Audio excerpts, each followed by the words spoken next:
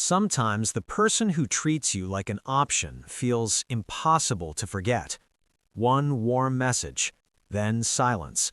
One perfect night, then distance. And somehow, that inconsistency can feel stronger than real attention. If you've ever wondered why the people who confuse you can feel more addictive than the people who are clear, it's not weakness, it's psychology. Because your brain is not just reacting to the person, it's reacting to the pattern. And there's one part of that pattern that can make you think you're feeling love when you're actually feeling relief. The weird part, the less predictable they are, the harder they can be to leave. So why does uncertainty pull you closer instead of pushing you away? And why do you miss them most right after they finally give you attention? You check your phone. Nothing. You tell yourself you're done. Then their name pops up. Instantly, your chest softens, your mood lifts.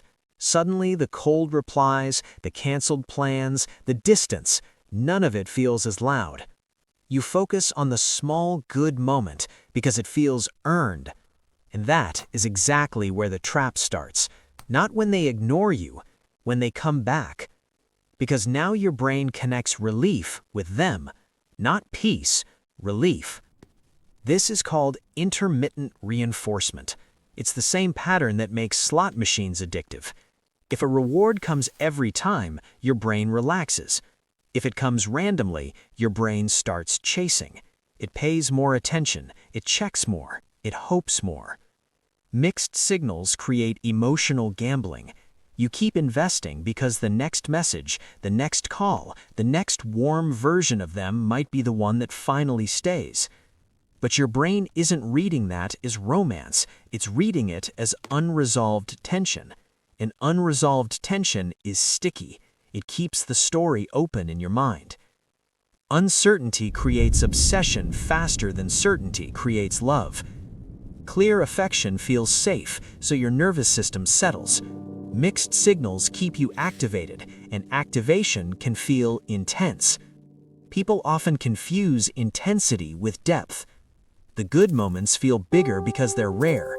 A consistent, kind person may give you 10 good moments, but your brain adapts. One tiny breadcrumb after days of silence can feel huge, even if it's objectively small. Sometimes you're not attached to them, you're attached to the version of yourself that's still trying to win. The chase starts to feel personal. If they finally choose you, maybe it means you were enough all along. That is why this pattern cuts so deep. So if someone keeps pulling you in and pushing you away, ask a harder question. Do I actually like this person?